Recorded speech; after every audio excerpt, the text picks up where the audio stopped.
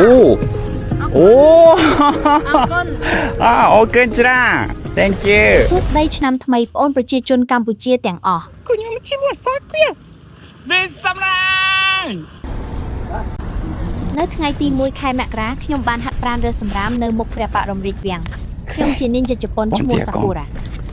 រើសទោះមកហើយហាត់ជើងឲ្យខ្លាំងគ្រាន់តែធ្វើបែបនេះមានគេសរសើរច្រើនណាស់ អូអូខេច្រា Manu rõអូ